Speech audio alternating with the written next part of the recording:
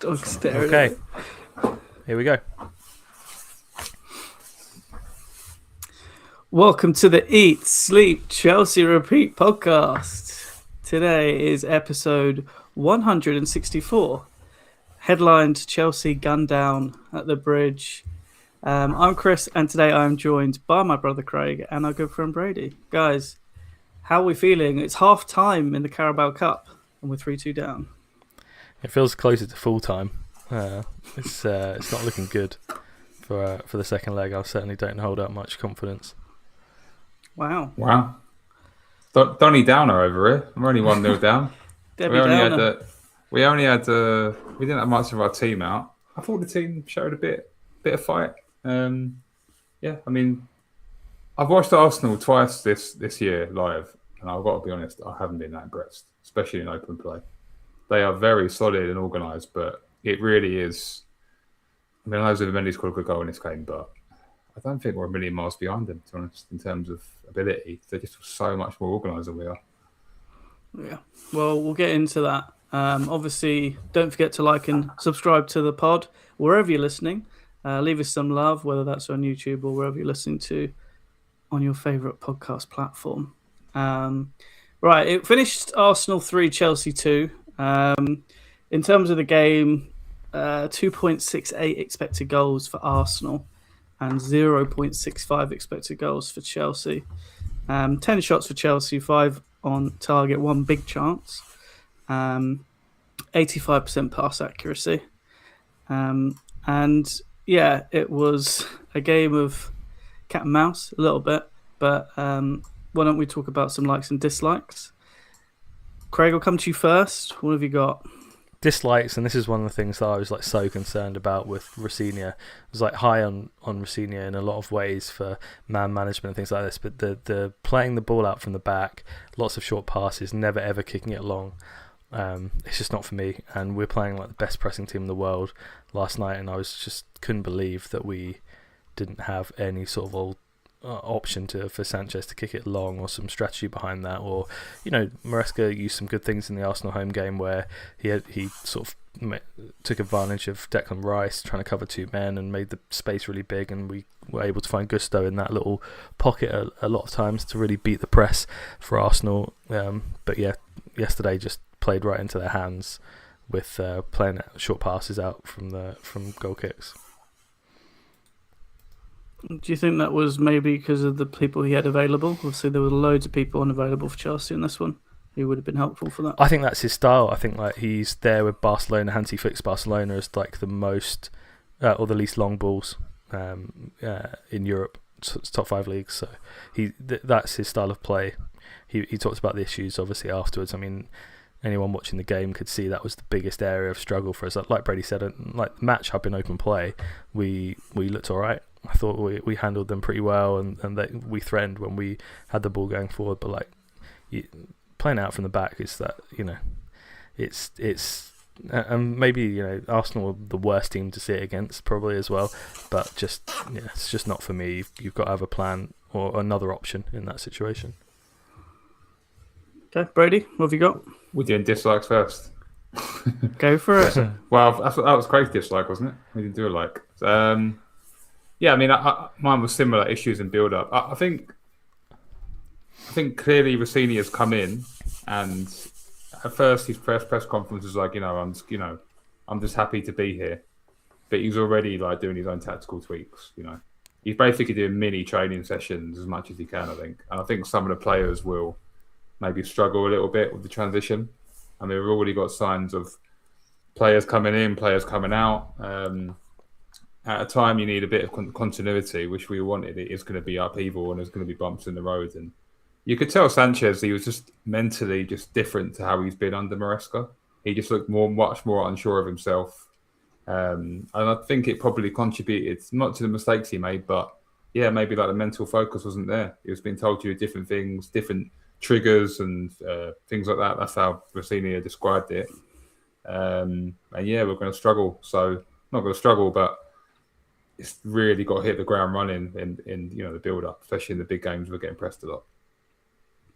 Yeah, I think my dislike for this one is completely different in a way, but it's it's another big game that we've played, and we're talking again about individual mistakes, and this is just common theme throughout the whole season and last season. Basically, just people just fall apart in these games. Sanchez loves falling apart at home to Arsenal. We saw it when he passed the ball to Declan Rice that day, and this was another bad day for him. So, yeah, it's a shame because I think in the main, like you said, we handled them fairly well. I think when it went 2-0, it was looking really bad because we just didn't really know what to do. But I think after the goal back, we certainly it felt like there was more about us. But yeah, I think individual mistakes again in these games can't have it. I mean, Badiashile passed the ball to City in the last one. It's just a load of rubbish, unfortunately, and someone needs to sort it out. You know, we've got to get on top of these things because if we're gifting people goals that easily, you just haven't got a chance to win many games or pick up many wins. So. Even Gyökeres couldn't miss that one, where his goal. I mean, that mistake was disgraceful, wasn't it? 2 hands as well. Like, I mean, there was a lot of people slipping over. There were a lot of people slipping over throughout the whole game as well. It was weird, little banana boots. That went through his hands, yeah. But yeah, more individual mistakes. Hopefully, no more of those in the next few games. But we'll see. Likes. There must be some likes out there. Come on. You haven't got any, Craig, have you? No. I mean, I think when you've got Palmer out, James out, Caicedo out, Delap out, Gittins out, the Chelsea sniffles, apparently Chelsea COVID's going around. Delap's under quarantine, watching Netflix at home or whatever, watching some rugby at home probably. Yeah, I didn't think we looked too bad versus them, considering they basically went completely full strength, didn't they? I mean, that's pretty much their first team, pretty much, maybe a couple. And that's 60% of our team, really. I mean, all our best players are not there. I mean, Craig said to me in the pub last night before the game, who are our best 3 players? Palmer, Reece, and Caicedo, and none of them are playing. So, like, if you've got your best 3 players out, you're going to struggle. And I thought we looked all right. You can easily fold a 2-0 and get done 4-0 or 3-0 and be out. But we stuck in there. Look, Arsenal are going to be very heavy favourites to go through. They were anyway. They will be now. They're 1-0 up, basically. Going into playing at home, we're going to struggle, but made a fight of it. And like I said a little bit before, I've seen apparently the best team in the world, and I haven't really been that scared of them, to be honest. I think they're a very efficient team, but I think ability-wise and ceiling-wise, we might have something on them in the future, personally.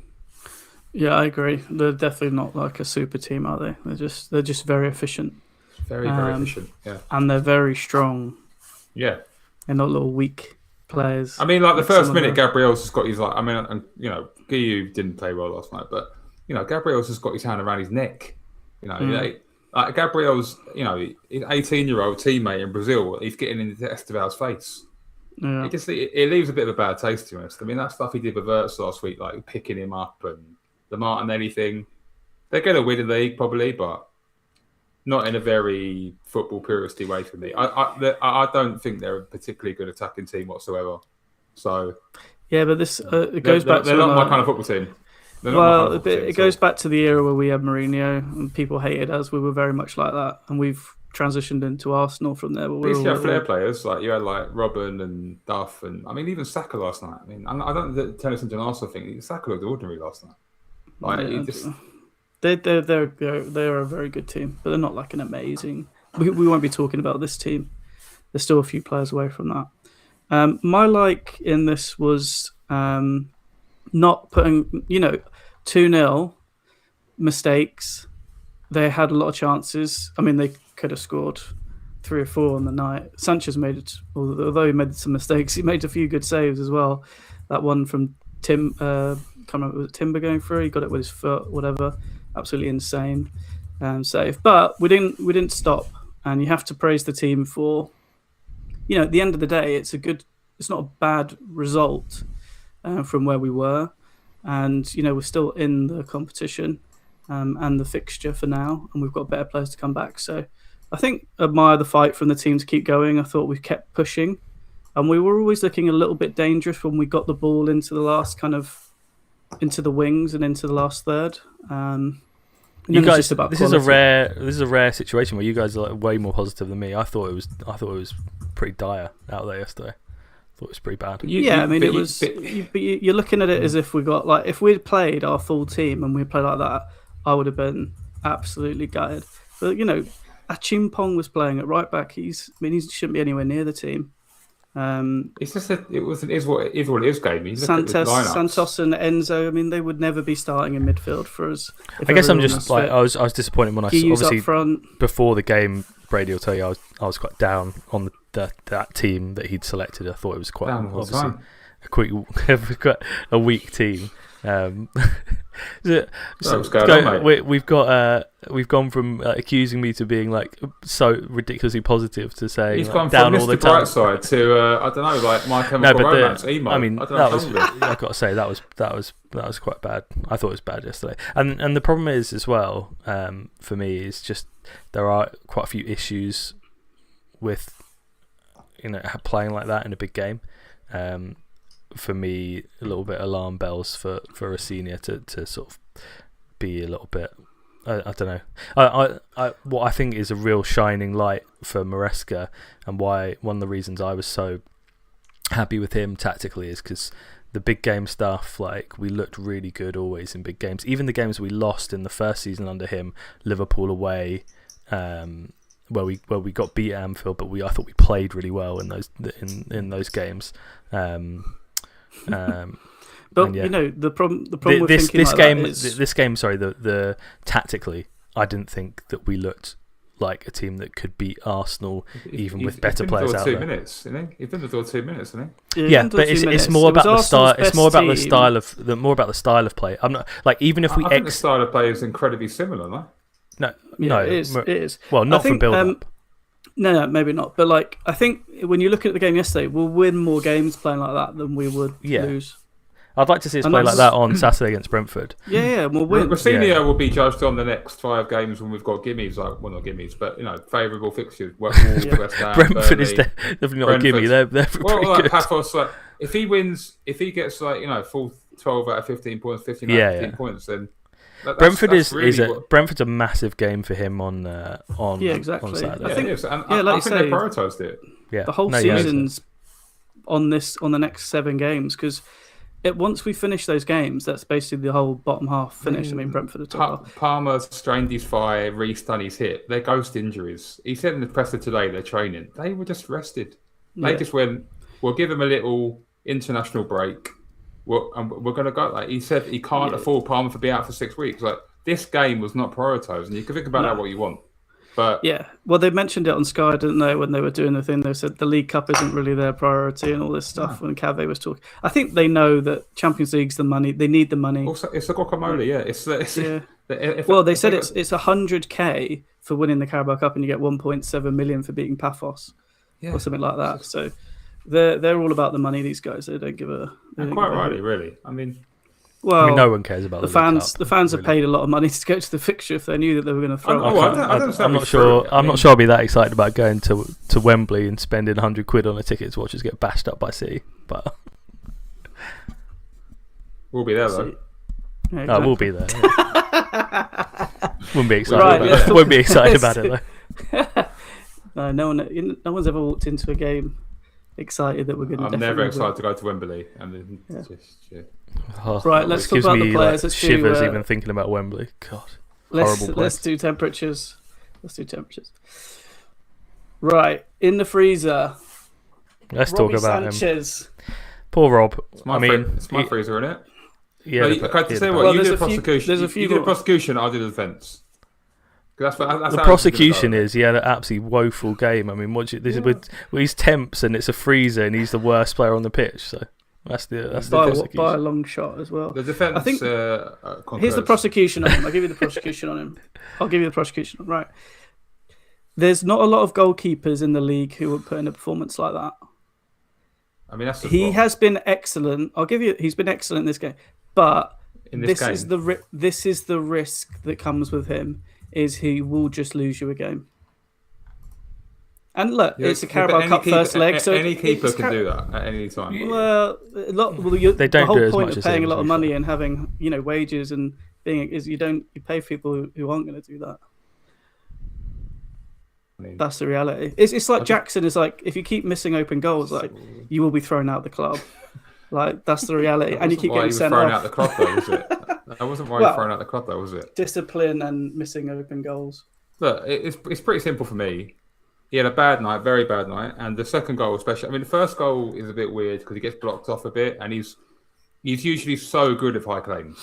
Yeah. So if he has one or two of them a season where he dummies it, but there's so many where he saves a goal or he literally commands the box, or rather than punch it out for a long throw in, he'll catch it. That's very valuable. So yeah, and the second one is terrible, and it's been very unlike in this season. It's a complete gaff. You can't defend it. It's awful. Even worse, I was giving Gokares stick the whole match, and then he scored because he is absolutely toilet. But anyway, that's another thing.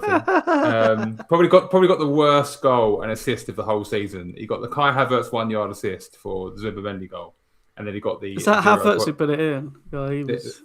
That was and he got the 0.98 xG tap in.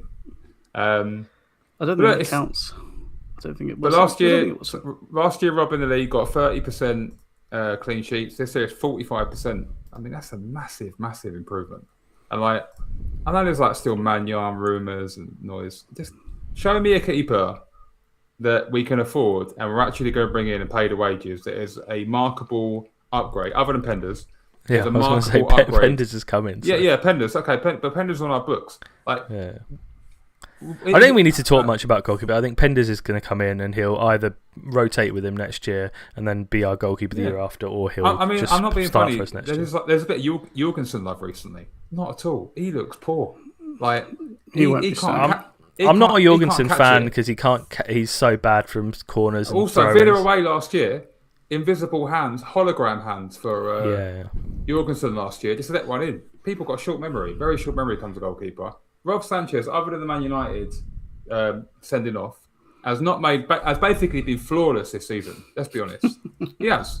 But it's the two things where even in his worst game, he made a world-class save last night. When's the last time like any of the other top goalies Did you see his sent save off where in a match? Where he hit his foot? I mean, that is unbelievable save, by the way. How he stretches. I can forget the first one. I can forgive a little bit. The second one, the second one's bad.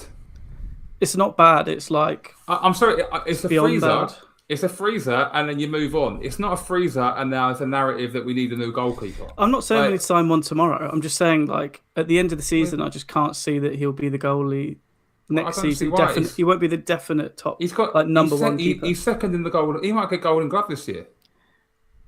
Maybe. He might get Golden Glove, and we got 4 very clean sheetable games soon. Yeah, look, and that might happen, but I still think he won't be the number one goalie next season. I disagree with that. Won't put up with that kind of thing. Right, Santos, Craig, you. Yeah, I wanted to talk about Santos because, that double pivot of Santos and Enzo must be the slowest midfield double pivot in football history. I mean, they're probably 2 of the slowest players we've ever had. And that causes a big issue. And then João Pedro's like not competitive at 10 at all. Like he's not helping in midfield. We got crushed in midfield yesterday by Zubimendi and Rice. Like absolutely crushed.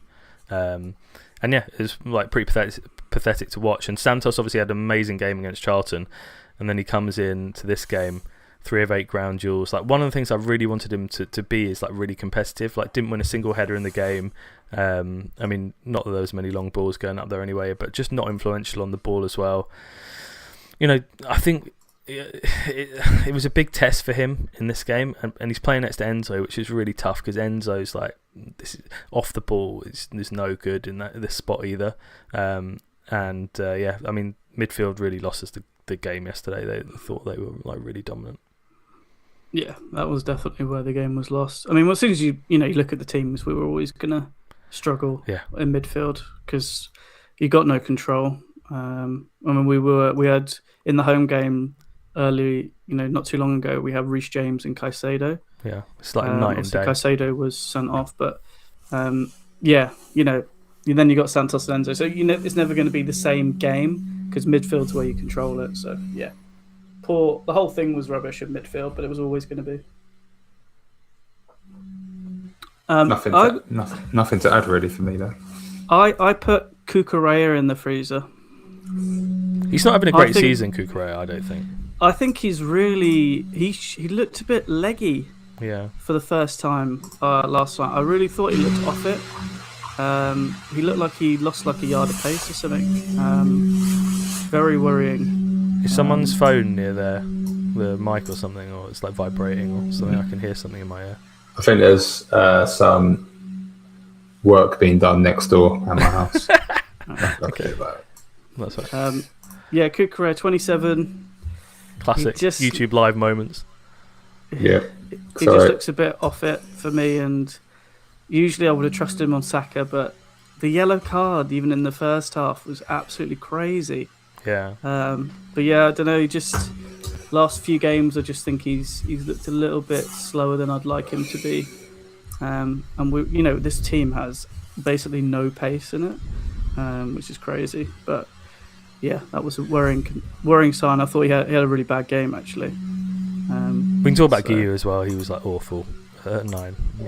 Had to chuck it in. I mean, he's just doing nothing in the game. Great. Exactly. I mean, Chris is absolutely right.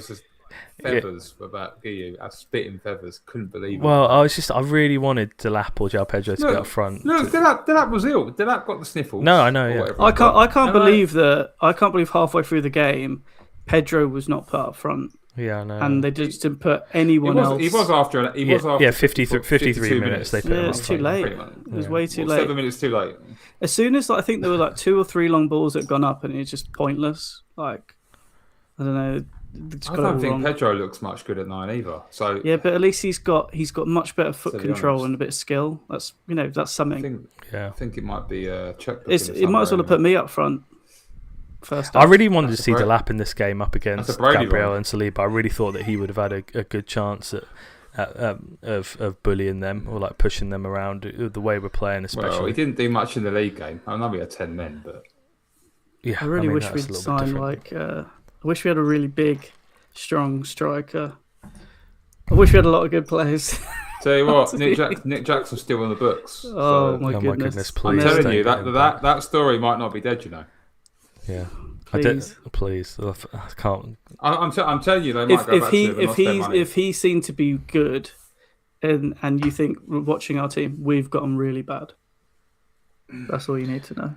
I think we should buy him, man. But anyway. Yeah, Cucurella's ball. Warming up, Garnacho, Brady. Yeah, I mean, look, he's rinse repeat really. Eat, sleep, Garnacho, remarks, repeat. He's not everyone's cup of tea. People don't like the haircuts and the tattoos and the hipster footballer that he is.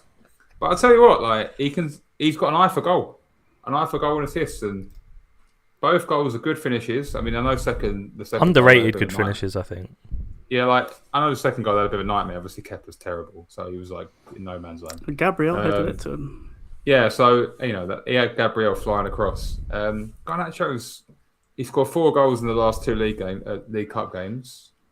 Yeah, he's ticking over, and yeah, I mean, Gittins had a good game at Charlton. I mean, I know they're not, great opposition, but he had a really good game again. I thought Gittins were really good against Charlton on it, very fast, and then Garnacho's answered him a bit. So yeah, I think it was obviously a good night for him. 2 goals versus Arsenal was always good, obviously. So yeah, fair play. He's a great player to start on Saturday. Garnacho has to start. Yeah, I think. Well, I don't think he will start him actually. I think he'll play net left wing. But I think what we're seeing with Garnacho is that for me, I'd like to have him receive the ball in the box, like he did for the goals. But I wouldn't want him on the wing running at someone, because when he was doing that in the game, he actually lost the ball way too many times. Yeah. But he's much better in that left side of the penalty area. He is like amazing. Like that's not an exaggeration. He's really good. Yeah, but the problem is he's not receiving the ball in those spaces often enough. Under Maresca, he didn't. Yeah, but I think that they've given the wingers a bit more license, or Rossini's given the wingers a little more license to drift inwards, and you've seen that a few times actually. Well, that's why we'll see more especially. goals, and also it went through Esteval a lot, which was helpful because he's then arriving, and he looks quite switched on in the box. To be fair to him, so that will suit him He's a lot always more. in the right positions, Garnacho, to score goals. That's just like a trait Yeah. that can't be coached. Yeah, which is why him having only one goal in the Premier League, having played every team, is nowhere near good enough. There's something wrong with the system if that's the case, because he clearly can score in the area. We've seen it now enough. Karabag away when he gets the ball in the box, and in this game and a few others. So we got to give these guys more chance to score. Was it right? who did we play in the League Cup where he scored a really good goal as well? Cardiff. Cardiff. Twice. Yeah. So play to your strengths. Esteval, Craig. Yeah, so I think he's going to get a lot more minutes now in the second half of the season than he did in the first half. I thought he was absolutely unreal yesterday.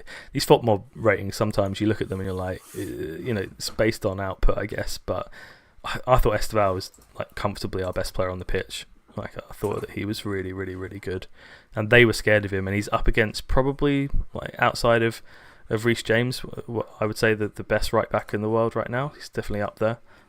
Timber, I think he's outstanding, and I thought he gave him a really tough night. I think he struggled. I know he's playing left back, and those angles are not the same. But Esteval 18, what he's doing, like you forget really his age sometimes. Like he's being judged like a signing, like a whatever signings we brought in to be like the answer at wing. That's almost how we're judging him, forgetting that he's 18 years old. I mean, what he's doing at this level, at that age, you just don't see it like ever. Like we're talking about all these other guys that are prospects, like Hughes, like 20. He's like 2 years old. It's like, oh, we're giving him time to develop or whatever. Like this kid's 18. Like he is. I mean, he's the most exciting teenager Chelsea have ever had by a mile. There's not even anyone in the same stratosphere as him. So it's exciting. Yeah, I also had him warming up. I think the thing about him is he's very mature, obviously, already, which is great. We're seeing a lot more, actually, like you say, license for the wingers. He always gets the ball and he wants to run past people with it.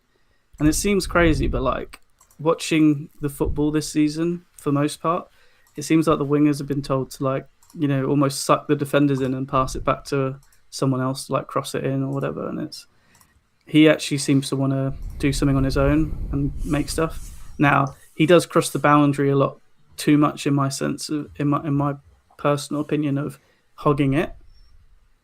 And we saw that a few times in this season, too many. But if he can score a few goals, a few more goals than he's got, exactly, I think that will help him.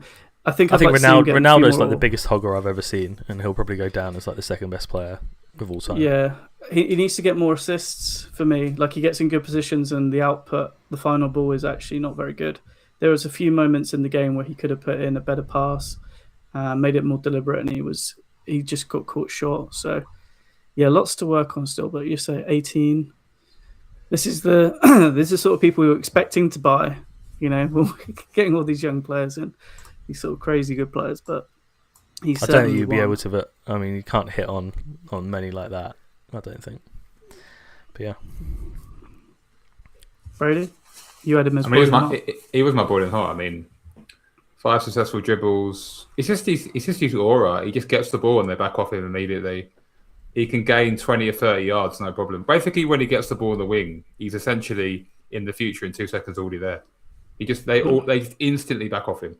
Like it's so easy for him to get to the touchline, to the edge to the corner of the box.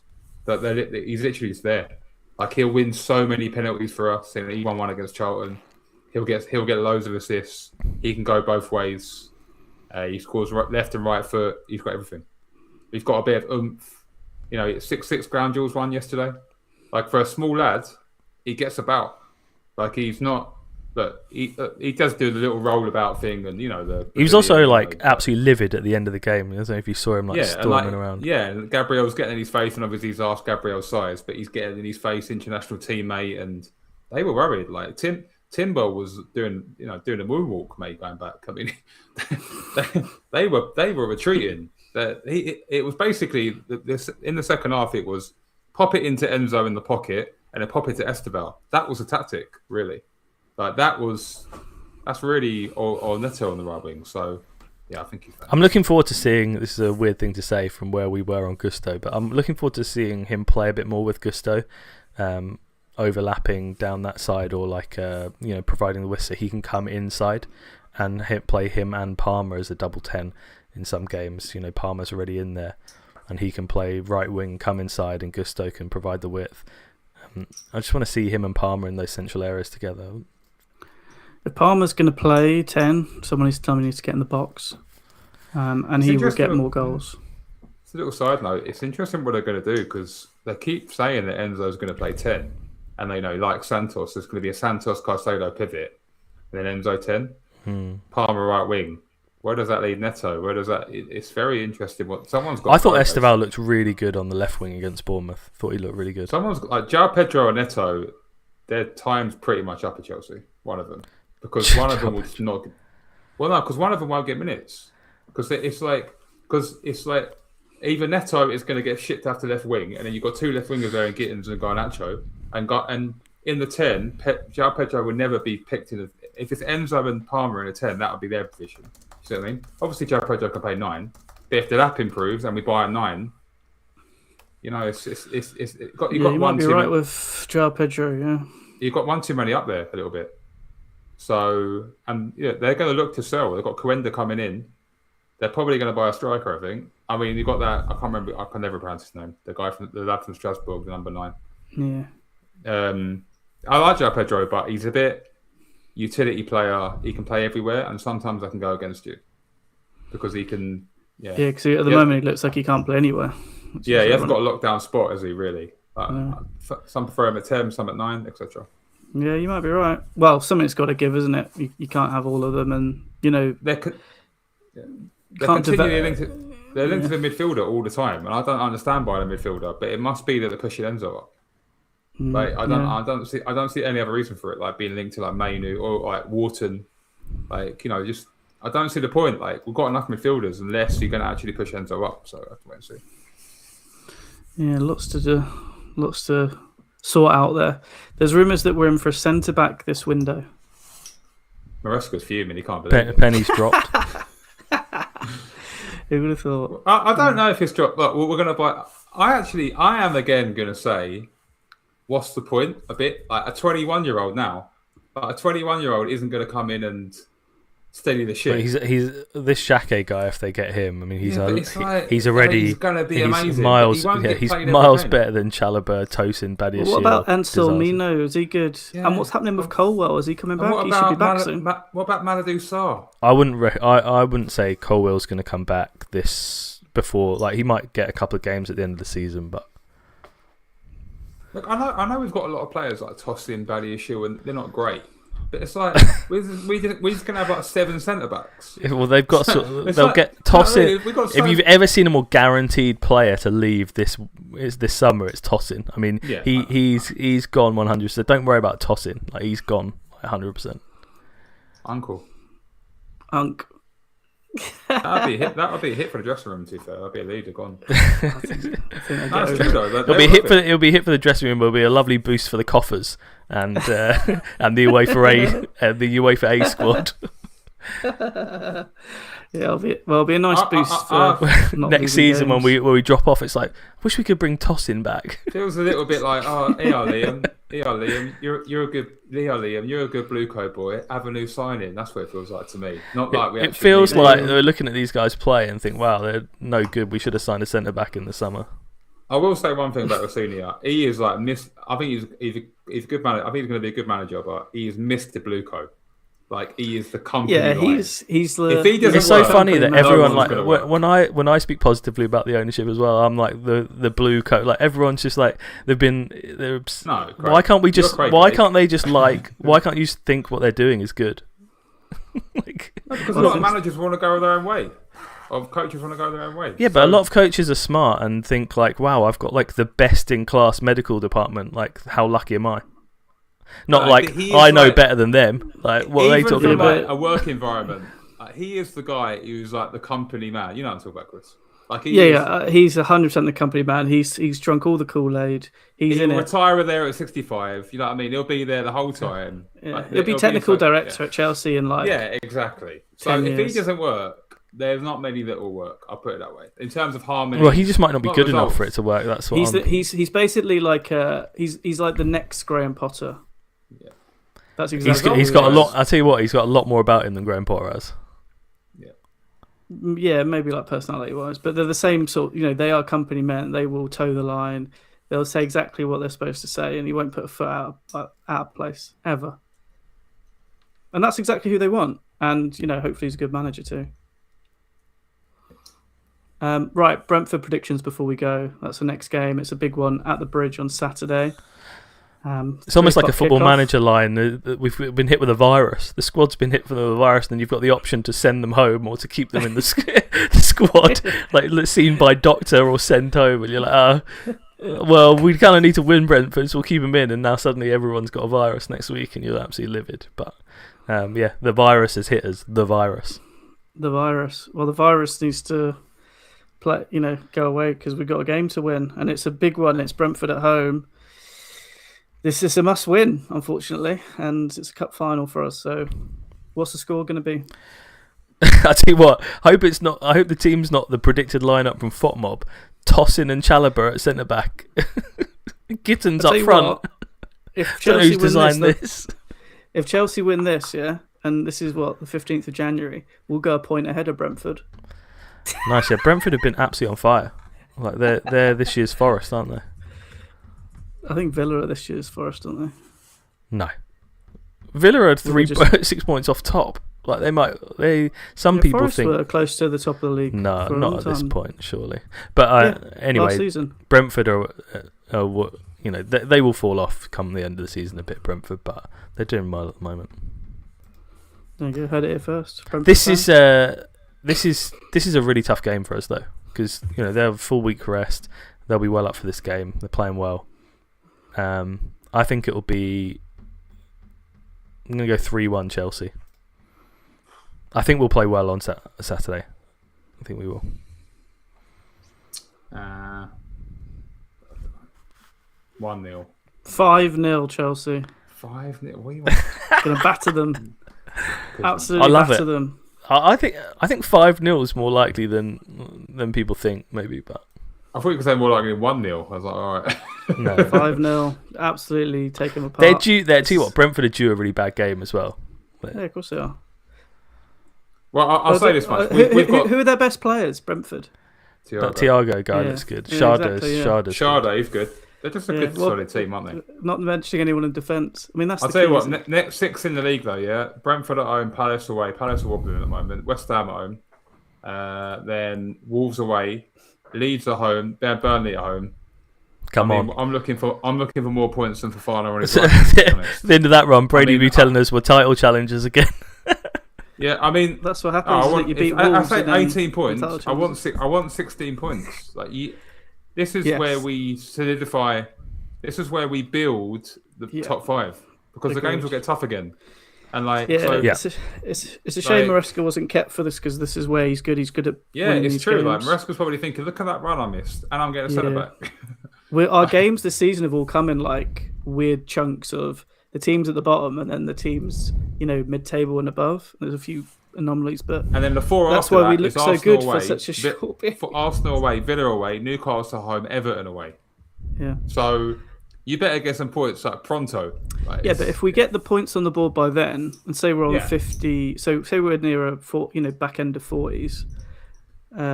What were we on? So we're on 31, so that's 18 points, so 49.